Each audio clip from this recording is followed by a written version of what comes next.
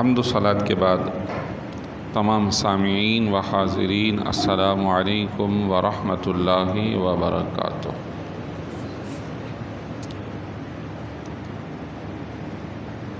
سورہ مائدہ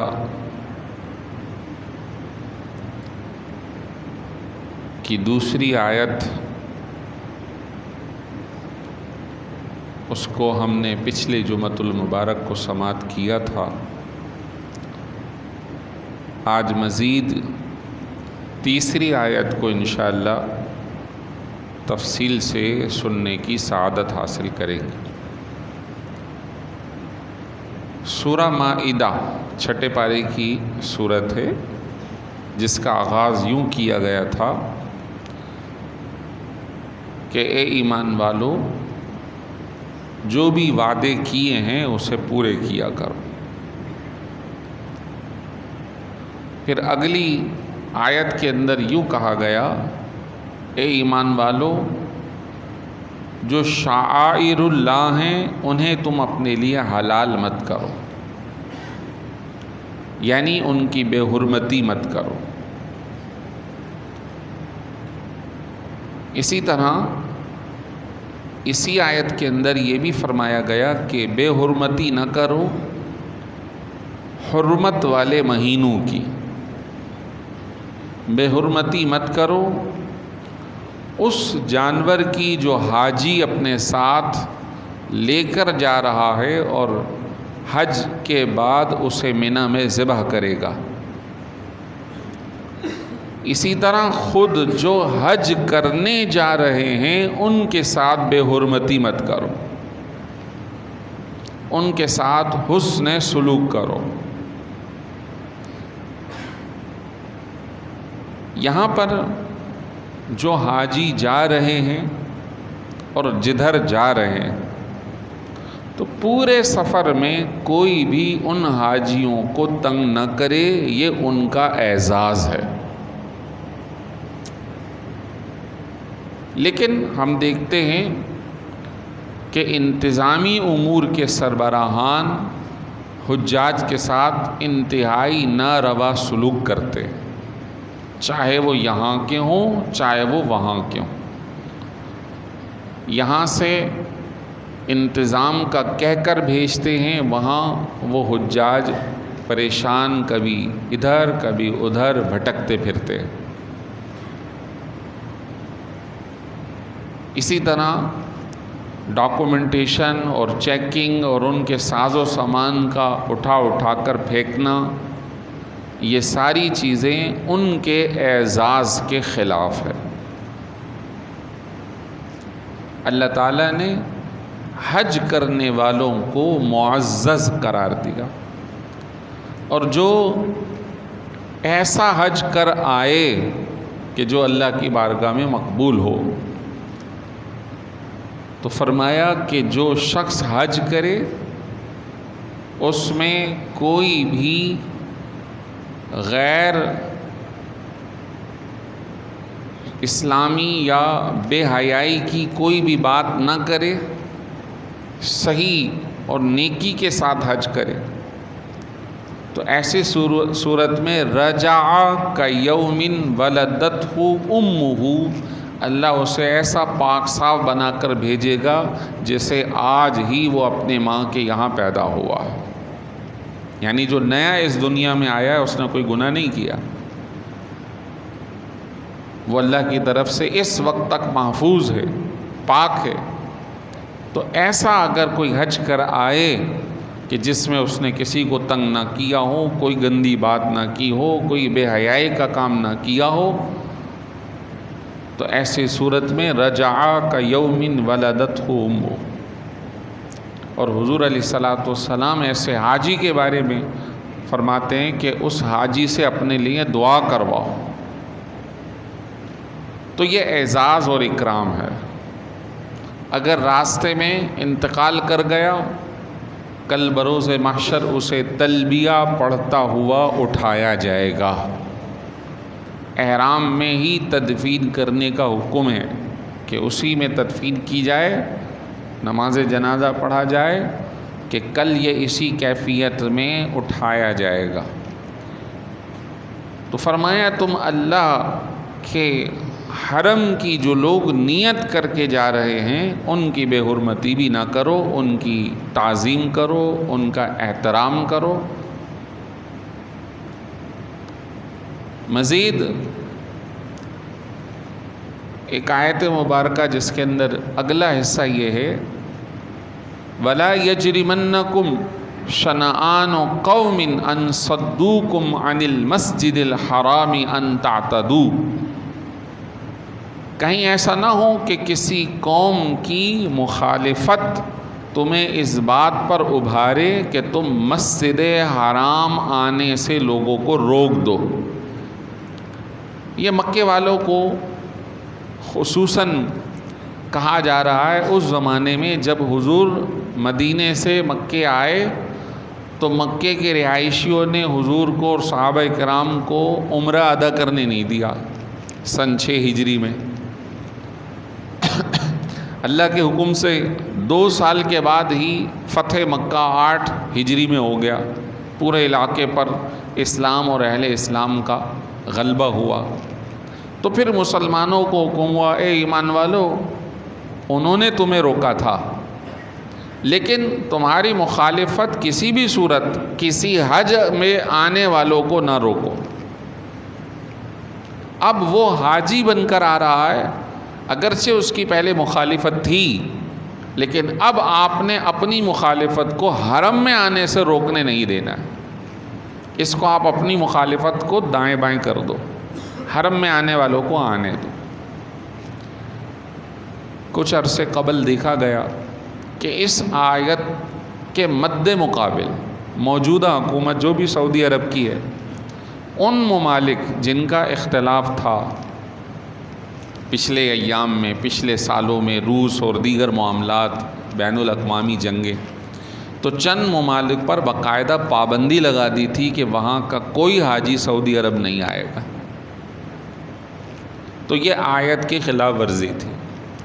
اللہ تعالیٰ نے واضح حکم دیا ہے کہ تمہاری مخالفت اپنی جگہ، لیکن حرم میں آنے سے آپ کسی کو نہیں روکیں گے۔ تو کئی حجاج ان ممالک کے چاہتے تھے حج کرنا جائیں، لیکن حکومتی اجازت انہیں میسر نہیں تھی عرصے تک۔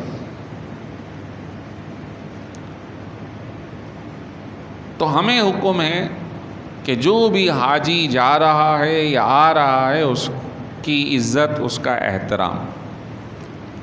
پچھلی جمعۃ المبارک کو کچھ قربانی کے جانوروں کے حوالے سے اور حلال حرام جانوروں کے حوالے سے بھی عرض کیا تھا کہ جو جانور بسم اللہ اللہ اکبر کہہ کر ذبح کیے جائیں وہ حلال ہیں اور ان کی خاص کیٹیگری ہے، لیکن اگر وہ ذبح سے پہلے ہی مر جائیں تو پھر ان کا استعمال درست نہیں ہے۔ خصوصاً قرآن نے جو الفاظ استعمال کیے کہ جس کا دم گھٹ جائے، جس کو چوٹ لگی وہ مر جائے، کسی اوپر والے حصے سے گر کر نیچے مر جائے، یا جانور آپس میں لڑ کر ایک دوسرے کو سینگے ماریں اس میں مر جائے۔ تو میں نے یہ عرض کیا تھا کہ بعض ممالک یا بعض علاقوں کے اندر عام ذبح کا رواج نہیں ہے، وہ مذبح خانوں کے اندر ایک آرٹیفیشل انداز میں مشینوں کے ذریعے کام کرتے ہیں۔ خصوصاً مرغیوں کو وہ الٹا لٹکا کر گرم پانی سے گزار کر پھر آگے جا کے مشین ان کے گردنوں پہ بلیڈ پھیرتی ہے۔ تو یہ بہت ساری غیر شرعی کیفیتیں ہیں جس میں گرم پانی میں ڈبکی کی وجہ سے وہ مرغی پہلے ہی مر چکی ہوتی ہے، پھر آگے جو وہ کٹر سے ذبح ہوگی تو بسم اللہ یا اللہ اکبر کہنے کی کیفیت نہیں پائی جا رہی، وہ بھی درست نہیں ہے۔ تو اگر یہاں بھی کوئی مذبح خانہ مشینی بنایا جاتا ہے، جیسے سنتے ہیں بن رہا ہے، بظاہر کہا جاتا ہے بڑا صاف ستھرا ہے، ہائیجینک ہے، یہ ہے وہ ہے، یہ ساری چیزیں اپنی جگہ، لیکن حلال اور حرام ہونا اپنی جگہ ہے۔ بہت اچھے انداز کے اندر کوئی چیز صاف ستھری رکھی جائے لیکن وہ حلال نہ ہو تو اس کی اجازت نہیں۔ لیکن ہم جو کہنا چاہتے ہیں اس کا ہرگز یہ مطلب بھی نہیں کہ وہ ناپاک ہو لیکن حلال ہو، ہم یہ نہیں کہنا چاہ رہے۔ ہم یہ کہنا چاہ رہے ہیں کہ وہ ذبح پراپر انداز میں ہونا چاہیے، یہ بھی عرض کیا کہ بعض مذبح خانوں کے اندر، ہمارے ملک میں تو نہیں لیکن بعض ممالک میں ایسا ہے کہ ڈائریکٹلی ان کو ذبح نہیں کیا جا سکتا جب تک کہ قانونی فارمیلٹی پوری نہ کی جائے. ان کو کرنٹ لگاتے ہیں جس سے وہ ادمرہ ہو جاتا ہے جانور یا مر ہی جاتا ہے، اس کے بعد اس کو ذبح کرتے ہیں. اور بعض علاقوں کے اندر لوہے کا ہتھوڑا یا لوہے کا ڈنڈا لے کر اس کے سر پر مارتے ہیں جس سے وہ بالکل دماغی طور پہ سن ہو جاتا ہے. اب اگر وہ تڑپ رہا ہے، سانس باقی ہے، پھر تو ٹھیک ہے ذبح ہو گیا، لیکن اگر وہ مر گیا پھر چھری پھیری تو وہ حلال نہیں ہوگا. ہمارے نزدیک اس کو کرنٹ لگانا، گرم پانی میں ڈبکی دینا یا اس کو ڈنڈا مارنا شرعاً یہ بھی درست نہیں، شرعی طور پہ یہ درست نہیں ہے. اس سے تکلیف ہے جانور کو.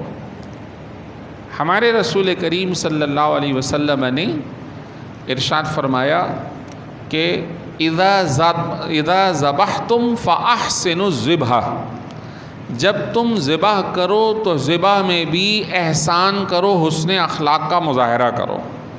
وَلْيُحِدَّ شَفْرَتَهُ، اور جو شخص ذبح کرنا چاہتا ہے اسے چاہیے کہ اپنی چھری انتہائی تیز کر لے کہ جس سے اس جانور کو تکلیف نہ ہو. یہ ہمارے فرامین ہیں کہ آپ نے جانور کو تکلیف نہیں دینی، لیکن یہ جو آرٹیفیشل طریقہ ہے یا جس کو ہائیجینک طریقہ باہر ممالک میں کہا جاتا ہے، لیکن اس کے اندر ایک غیر اخلاقی کیفیت یہ پائی جاتی ہے ان کے قوانین میں. اور جو وہاں لوگ مذبح خانوں کے سربراہان ہیں وہ مجبور ہیں کہ ان کو یہی کرنا ہوگا، ورنہ ان کے خلاف کارروائی ہوگی اور ان کا مذبح خانہ بند کر دیا جائے گا.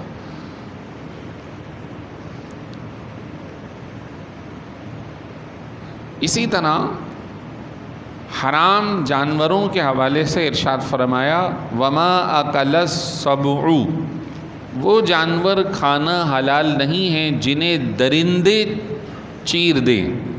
کسی درندے جانور نے کسی حلال جانور کو، مثلا شیر نے ہرن کو دبوچا، چیر دیا، مار دیا اور وہ چھوڑ کر چلا گیا. اب کیا کوئی مسلمان وہ ہرن جس کو شیر نے اپنے دانتوں سے چیرا کھا سکتا ہے؟ تو جواب ہے نہیں کھا سکتا. ہمارے احکام کے مطابق اس سے ممانعت فرمائی گئی. اسی طرح فرمایا وَلَحْمُ الْخِنْزِيرِ، سور کا گوشت بھی نہیں کھایا جا سکتا. ہمارے یہاں اسلامی تعلیمات کے مطابق پورک یا سور یا خنزیر، اس کے ہر جز کو حرام اور ناجائز قرار دیا گیا. باہر ممالک میں جو عیسائی ممالک ہیں یا یہودی ممالک ہیں یا دوسرے، جس طرح ہمارے یہاں مرغیوں کا فارم ہاؤس ہوتا ہے، اس میں مرغیاں پالی جاتی ہیں، 6-8 ہفتوں کے اندر وہ اس قابل ہو جاتی ہیں کلو، 1.5 کلو، 2 کلو کی. تو باہر ممالک کے اندر مرغیوں کے فارم کے ساتھ ساتھ سور کا فارم بہت کثرت میں پایا جاتا ہے، کیونکہ یہ سور کی جو فارمنگ ہے ادھر، بقول ریسرچر جو لوگ اس کے اوپر کام کرتے ہیں بتاتے ہیں کہ 6 ماہ میں ایک بڑا سور تیار ہو جاتا ہے. اور کثرت سے کیونکہ ان کے مذہب کے اندر ہے تو وہ اس کو کھاتے ہیں. اب سور سے وہ 2-3 چیزوں کا کام کرتے. سور سے ایک تو گوشت لیتے ہیں، میٹ. دوسرا اس سور کے گوشت کے اندر چکنائی بہت ہوتی ہے تو چربی کثرت سے ان کو مل جاتی ہے. تیسرا اس کے ہڈی کا استعمال. جو یورپی ممالک ہیں اس کے ایک جز سے فائدہ اٹھاتے ہیں.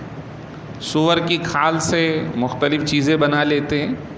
جو چربی ہوتی ہے اس کو اپنے مختلف کاموں میں استعمال کرتے ہیں، جیسے چکنائی جن کاموں میں استعمال ہوتی ہے. اور جب ہڈیوں کو پکایا جائے تو اس کے پکانے کے بعد جو لعاب نکلتا ہے اس سے اس کو کہتے ہیں جیلیٹن. جیلی نما چیزیں بنتی ہیں، جو کھانے والی جیلیاں ہوتی ہیں، جو چاکلیٹس کے اندر جو جیلیاں نکلتی ہیں وائٹ ٹائپ کی، تو جو باہر ممالک سے پورک کے جز سے یا سور کے جز سے چیزیں بنتی ہیں وہ بکثرت وہاں پائی جاتی ہیں۔ اب بظاہر ہم مسلمان کوشش کرتے ہیں کہ بھائی اپنوں پر اعتماد نہ کرو، باہر والے بہت اچھا کام کرتے ہیں، صاف ستھرا ہوتا ہے۔ میں نے آپ سے یہ عرض کر دیا، ایک ہے صاف ستھرا ہونا اور ایک ہے اس کا حلال و حرام ہونا۔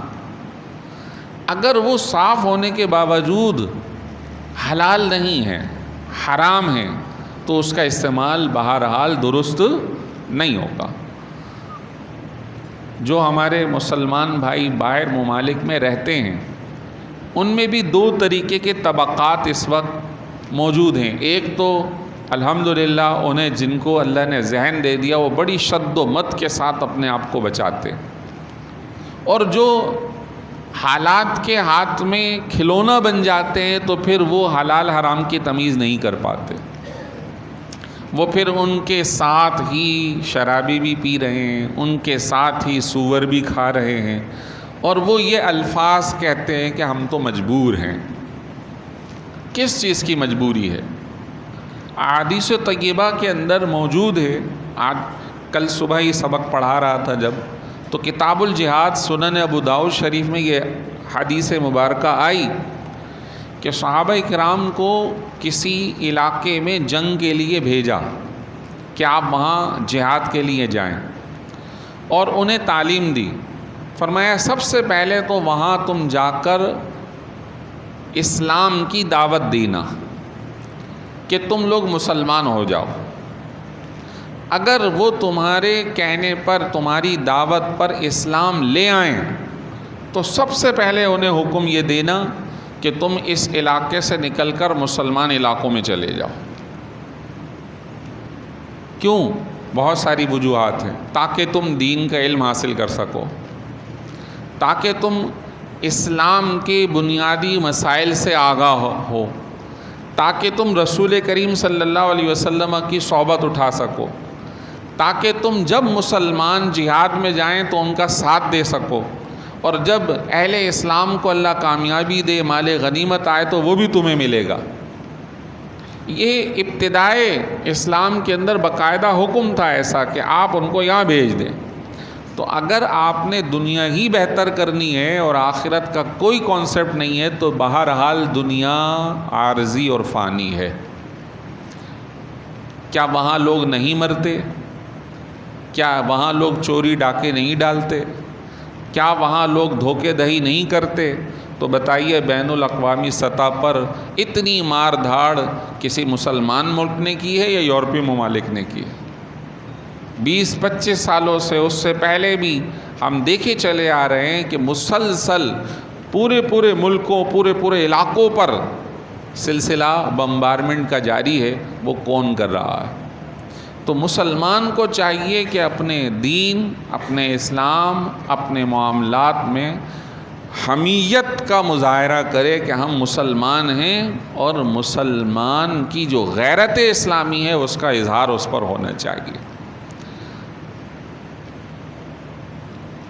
تو فرمایا کہ سور، اس کا گوشت ہمارے لیے حلال نہیں ہے، تو اس کے جز سے بننے والی جتنی چیزیں ہوں گی وہ ساری ہی جائز نہیں ہوں گے۔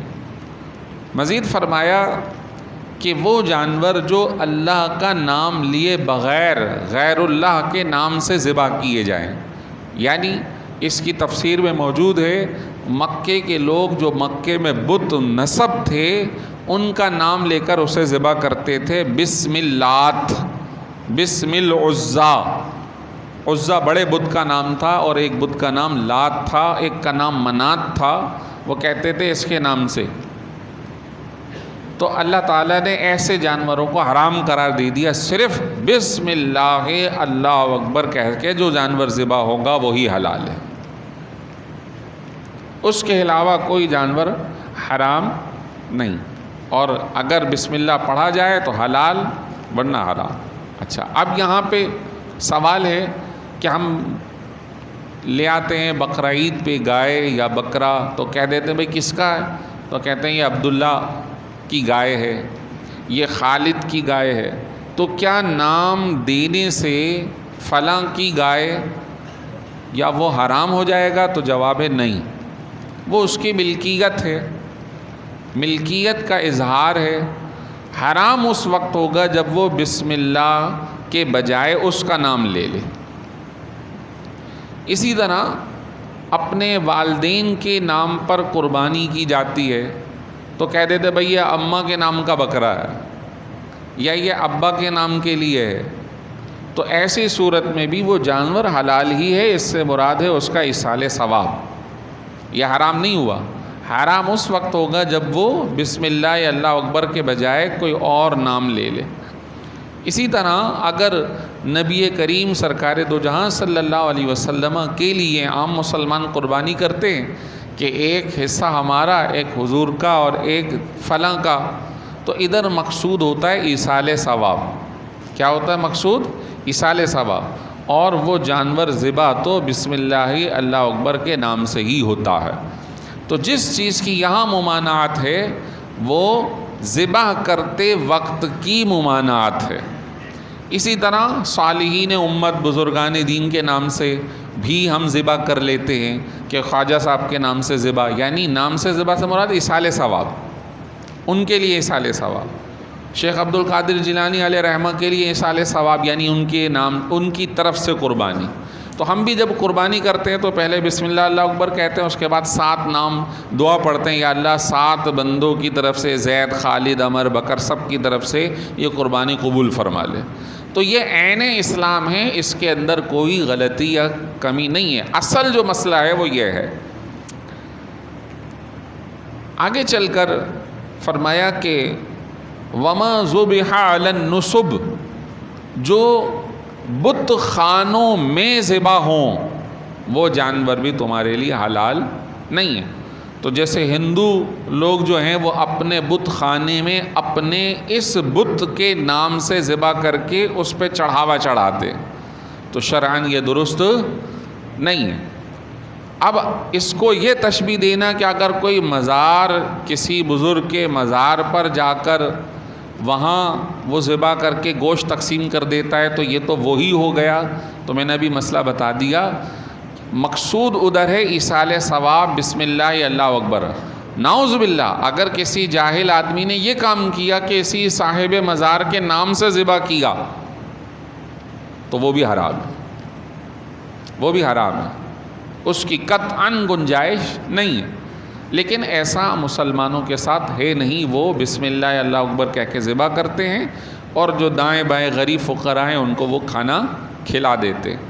تو ادھر فرمایا کہ بت خانوں میں ذبح ہونے والا جو جانور ہے وہ بھی حلال نہیں ہے۔ مزید فرمایا وَأَن تَسْتَقْسِمُوا بِالْأَزْلَامِ، تیروں کے ذریعے تقسیم کرنا یا فال نکالنا یہ بھی حرام ہے۔